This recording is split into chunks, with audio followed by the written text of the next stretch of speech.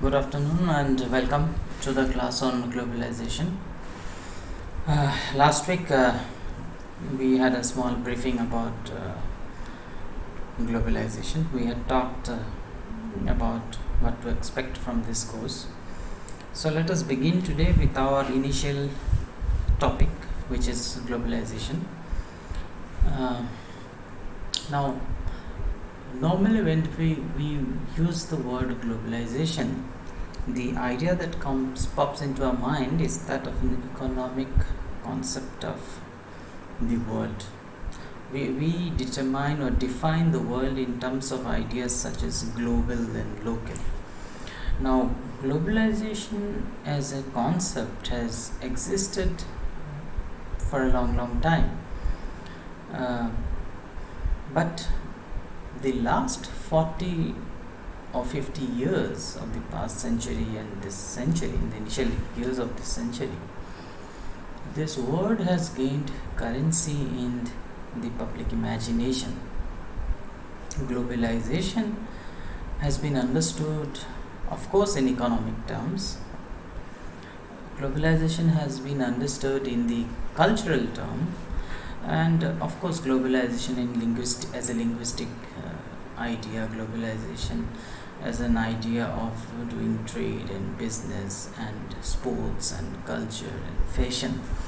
And so all of this arena of the public life have been in ways, in one way and the other, have been influenced by the idea of globalization. But the economic nature of the concept of globalization started with the concept of selling and procuring goods from other countries. So the idea of the nation has always been important to the idea of globalization, because when we say globalization, we are transcending boundaries of the so-called nation. So the idea of the nation comes first, and then you see the idea of the globe.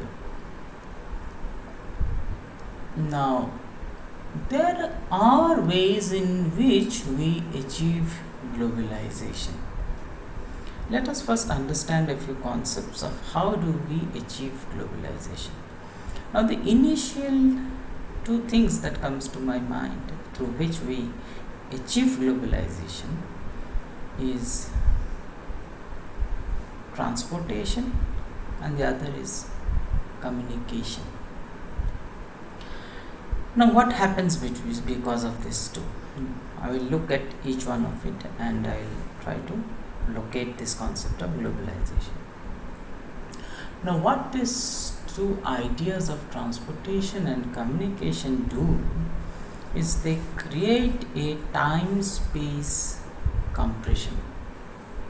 Now, when I say time and space compression, I am basically talking about a space which is reduced in size. I am talking about the time taken to reach from point A to point B being less than what it was in the earlier times. So what it does is it creates a smaller geography, it creates a smaller place, and that's what I mean by the idea of a time-space compression. If you need to understand it even more deeper, I'll give you the example of a very interesting example actually. I'll give you the example of a hot and a cold idea. Now, I'm sure some of you actually told me that you also go to the media classroom. So, you must have come across this concept of the hot media and cold media. Now, what is hot media and what is cold media? In simple terms, just to remember how we remember, a hot media is something which does not compress the word. A cold media, on the other hand, is a type of media which reduces distance between two places. How? Let us look at it. Now, so what will be your typical hot media, let's say? Any media which has feedback inherent in it would be a very cold media, because I can interact directly with the producer or the writer or the author. So internet would be a very cold medium, because you can immediately revert back. It has an inherent feedback mechanism built in this medium. Now, how to remember this hot and cold conundrum? Very easy way I will put to you. When you heat up any solid, the quality of the solid is that it will expand. When you heat up something, it expands. Whereas when you take some metal objects and cool it down, it contracts. In fact, sometimes you would have noticed glass breaks when it is very cold, and that's because it contracts, and that contraction results in that brittleness. So this is the way. So the thing that contracts is cold. So coldness contracts. So there are some media which do this contraction job, like internet, because internet has inherent feedback. So I can revert back to the producer or the writer or the author. So if I read, for example, if I read a newspaper story today on Hindustan Times or Times of India or Assam Tribune online, I can immediately give comment onto that story. If I go to Facebook, it's a highly interactive medium, Facebook or your other social media. So in effect, they are very, very cold media. They contract. What does that mean? That means that the distance between me and the producer of the text is reduced. So the more the feedback capacity of a medium, the more colder it is. So it helps in contraction of the earth, it helps in contraction of the universe, whereas the hot media doesn't really help in contraction. The hot media actually expands. It expands. That means the geography actually becomes larger. The distance between you and me is even more larger. So let's say television would be a very good example of hot media. You don't have necessarily an inherent feedback mechanism with the producer of the content or the actor who is acting on screen. You don't have that mechanism. So it's a hot medium. The distance between the actor and me is the same. It's still the same, probably. So that's it's a hot medium. It doesn't help in contraction of the universe. So a hot and a cold medium are ideas of contraction and expansion. So contraction is an idea of a globalization, because it helps in reducing the size of the earth. So you can also remember these terminologies in a very another easy way is the idea of implosion. So contraction is implosion. What is the opposite? The opposite will be explosion. So hot media is an explosionary media. It explodes, whereas cold media is implosion. It implodes within itself. So it reduces, contracts. Marshall McLuhan, one of the foremost communication theorists of our time, had actually coined a very interesting terminology. He used the word the global village. Some of you might have heard of this. So the global village. So how is a global village possible? A global village is possible through medias of contraction, because the distance between you and me keeps on decreasing. So if I have a friend on the other side of the world, the distance between him and me might be very, very small if we both use a media which helps us interact at real time. So let's say a video chat, for example, it will be highly cold media. So implosion and explosion, you can easily understand. So implosion is cold media, explosion is hot media. Implosion are internet and any other such media which has feedback. Explosion is any media which are old and normative, which does not have inherently feedback. So all traditional forms of media actually form under hot media, because they essentially did not serve the purpose of a global village or the purpose of coming together. Now, time-space compression. Now, when I use the word time and space compression, I was hinting at these two entities. I was hinting at one was transportation, as I said, and the other was communication technologies. Now, the day by day, for the last half century or so, the advent of new technologies in our lives, new communication technologies in our lives, have resulted in more and more cold media coming into our lives.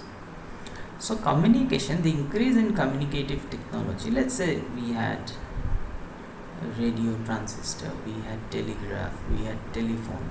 So subsequently we kept on increasing the communication capabilities of the human race. Now this sort of a communication boom that started to happen, and they happened a long time back, and they have kept on increasing their coldness. So this sort of a communication technology actually is one of the main contributors of a time-space compression. So I reduce the time to interact between A and B, and I also compress the geography, compress the world, the size of the world. So one of the important idea to understand in this time-space compression is communication. Now communication, as I have already pointed out, that this media had a big role to play in becoming a global village.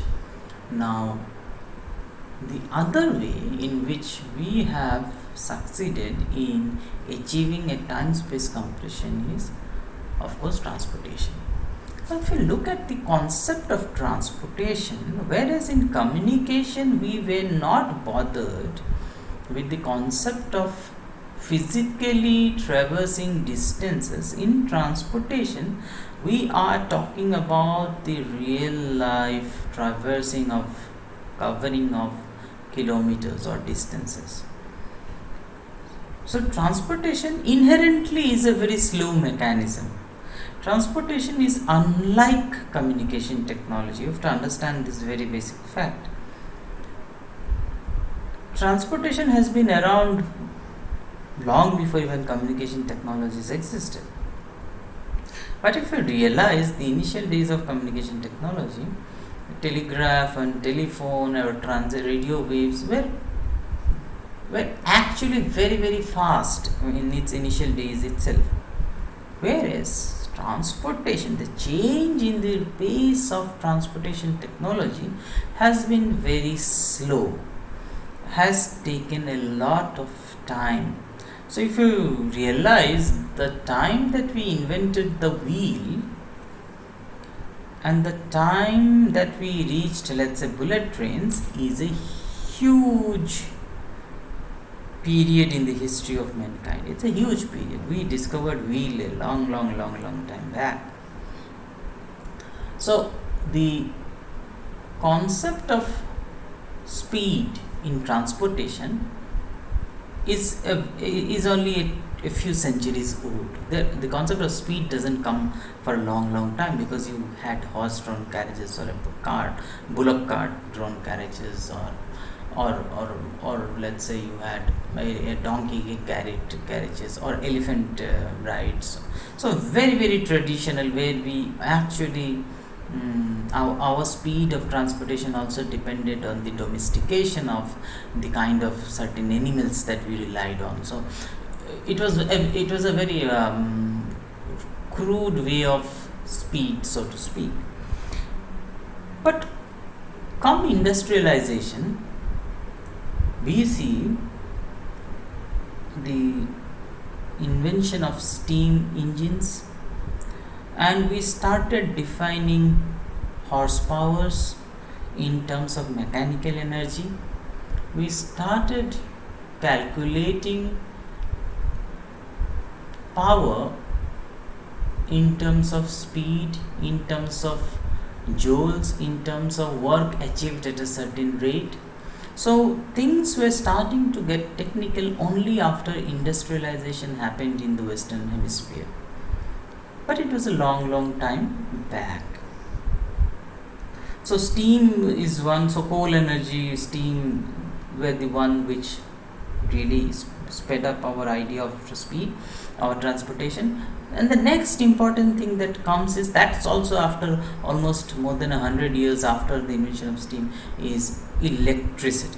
Now electricity and carriages driven by electricity are a very recent phenomenon, but yet the difference in speed and transportation world, the revolution that happened in transportation with electricity is manifold. We could have never imagined.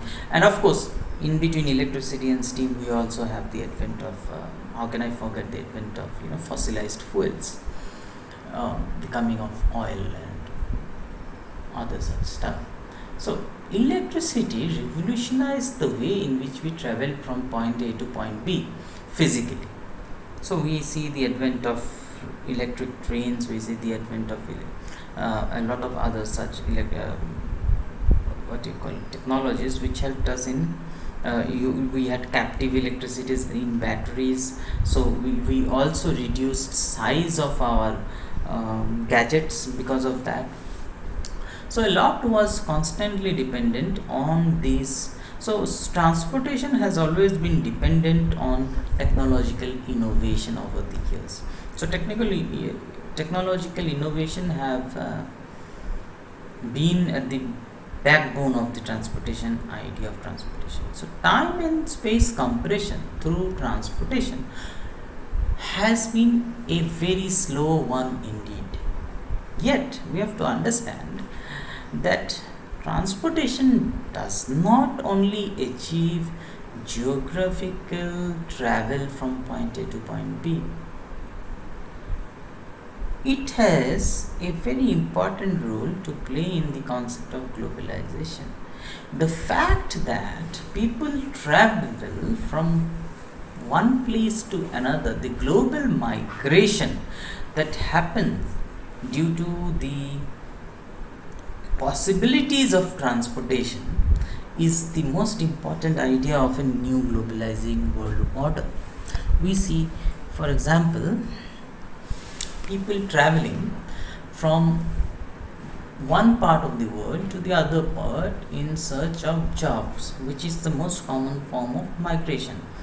Now this has become a reality. It does not necessarily is an economic idea on the first. If you look at it, it's basically an idea which is of possibilities, that the possibility to travel from one part of the world to the other at a very fast pace exists, provides people the economic possibilities of travel itself. The travel is not very costly now. So what happens, you see traveling becoming the new normal, tourism becoming the new normal, traveling from one part of the globe to the other becoming, traveling of culture becoming the new normal. And thus you find, let's say, traveling, let's say if you consider English Premier League and the football league anywhere in the world, you will notice players from all parts of the globe become part of that league. Let's say closer home, let's say consider IPL. So IPL can only be imagined because there is something called the ease of transportation. So you see a migration happening, and there are possibilities of jobs, careers which seem impossible only a few decades back. Look at the possibilities of a new dream. Let's say possibilities of Indian software engineers migrating to the West, to USA and to other European countries. Now look at this migration. Now this migration is not individualistic migrations. These are migrations of hope and change. Why do I say migrations of hope and change? Because these are migrations which are made possible. And this not only make possible to go and do jobs there, but also make a living and dream of a new future. So they are not going to come back. They might settle down. They might get citizenship. So we are talking about transportation in terms which we were not very accustomed with a few years back. Today we see foreigners, Westerners also coming and settling down in bigger Indian cities and working. Now, this would have been unimaginable a few centuries back. Now, because you have to understand it's a third world country and you don't have such scope of an economic freedom, but the possibilities of communication and transportation have opened up new jobs, new vistas of employment, new vistas of life. You find you if you trek on the hills of the Himalayas, you might find a Westerner hiking there all alone.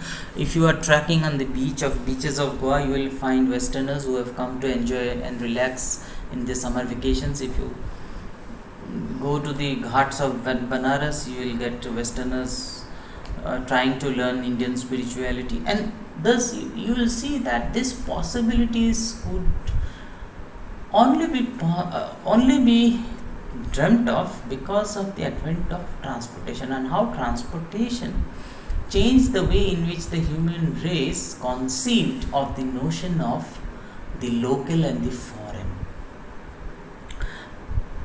For a long time, you see, you might argue, sir, that there have been a lot of travel from time immemorial. The Britishers came to India on ships and they settled down and they ruled us for a long time. India has one of the largest coastlines, and we also see Indian, specifically from the southern part of the country, we see many kings, many dynasties go on and rule in countries such as Vietnam, Malaysia, and they went and formed empires there, Cambodia, and this is globalization in ways in which we don't understand globalization today. So colonialism is a form of globalization with all its evils intact. So its imperialism is also a very crude way of seeing globalization. You have to understand this. So because at the heart of the global colonization project was, after all, trade and business. It was economy, after all, which drove a lot of imperialist agendas. I'm sure you would have read many books about how India was looted of its jewel and money and its richness, and that's the whole purpose of it was an economic agenda. Now, globalization in the present world is conceived of a little bit differently, in the sense that the concept of the local, which I just mentioned, and the concept of the global, and if I take the local and the global as two separate entities, globalization is which bridges these two distinctly separate circles. It is globalization which brings them both closer. So the local and the foreign are separate circles. They don't match. The local and the foreign don't really match, and that's why you will see from time to time there is a lot of violence between the local and the foreign. There's a lot of potential of violence and disharmony, violence and dissonance between the local and the foreign. I'll give you an example. Let's say if you remember when jeans was coming as a fashion statement in our country. I don't remember if you people would have been very young at that time. Jeans created a lot of dissonance in the Indian society. For example, women were not allowed to wear jeans in public spaces simply because of the fact jeans was looked upon as a foreign object. It was looked upon as an object which would come and breach the local. It was looked upon as as a threat, as an enemy which would eat upon the local culture. So the clash of cultures is an idea which actually comes from this concept of the local and the foreign. So we will talk about all of this in the next lecture. So my point today was to introduce you to the ideas of this transport, how transportation revolutionized the way in which we understand the concept of foreign travel, they understand the process of migration, economic migration, and how we conceive the concept of globalization in terms of communication and transportation.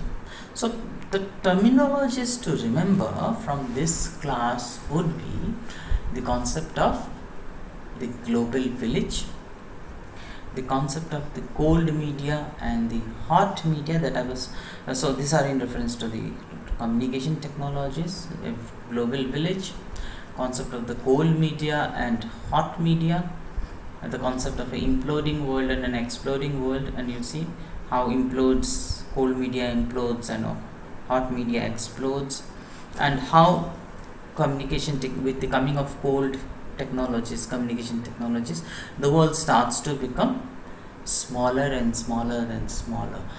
It starts to the universe starts to implode, starts to get smaller, geography gets smaller. So we are distanced by geography, but we are not distanced by space. Time and space compression has indeed taken place with the help of communication on the one hand and transportation on the other.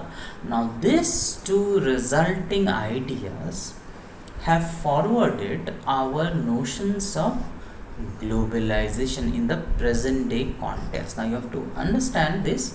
I am talking about globalization in the light of the present day context. I am not much interested in this series of lectures in the concept of, let's say, colonialism, imperialism, because for that we need a very different kind of understanding of globalization, which many would also argue does not qualify as globalization.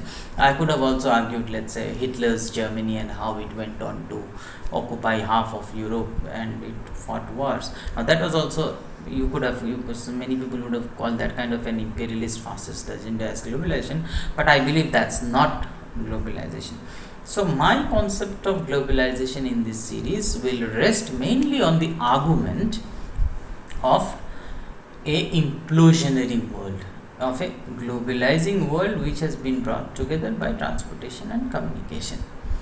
And this in result opens up to the possibilities of a new world order, opens us to possibilities of economic as well as cultural phenomenons that have become very commonplace. Let's say a hip hop genre in Punjabi music. Now is a classic example of how cultural values have migrated from the West to Punjabi language, and now hip hop is a very accepted genre in Punjabi music. So let's say 20 years ago, hip hop, or say 30 years ago, hip hop was not part of the Indian song and dance idioms anywhere. But slowly and surely, this hip hop has come to occupy. Now, this hip hop coming to occupy a space in the Indian music industry is a classic example of a migrationary element of a globalization. So these are possibilities we wouldn't have imagined a few decades back. Or let's say a protest happening across the world. Let's say Greta Thunberg's climate change protest that was happening. And Greta Thunberg was taking the lead by school students to protest against the global apathy towards global warming. And look at the kind of protests that have erupted across the world. School students across the world have taken days off from their school and protested on the streets against government inaction and inefficiency of the government mechanism to fight global climate change. Now look at this phenomenon of protest. protests have become global phenomena. Protest is not confined to the local. Of course, there are local protests. So let's say what do you say, NRC protest would be in Assam would be a very local protest, or a big dam protest in Assam would be a local protest, while on the other hand a global climate change protest would be a concept of a globalization, would be the effects of globalization, wherein we are concerned about ideas which are global and which affect the global village. So let's say, if you remember, a few years back we had seen a lot of such protest as in the Hong Kong protest, the pro-democracy protest in Hong Kong, or Occupy Wall Street protest in the US, or let's say India against corruption protest. So this sort of protests were are examples of globalized protests. Or if you go back a few years back, the Arab uprising was an example of a global protest. So there are possibilities of globalization which we would not have known had it not been for the effects of globalization. Take for example food. Now food is always a classic thing that is talked about, or fashion or music. Like food, if you talk about how we see sushi being as much of a global culture today, or let's say the Indian tikka masala being a huge has a huge following in the Western world, and so much so that in England they consider it as a national dish. Tandoori chicken has become such a popular dish abroad.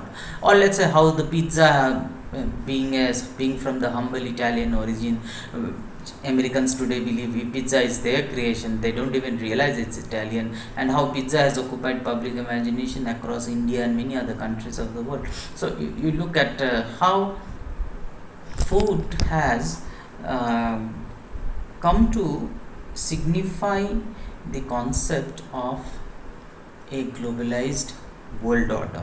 So in the next class, in the next lecture, I will open you up to this concept of the possibilities of globalization, and I will also try to analyze the difference between what is globalization and what is Americanization, because we need to understand these two separately to correct the conception, so that our conception of globalization is not in a very narrow domain of Americanization. We need to clarify those two concepts.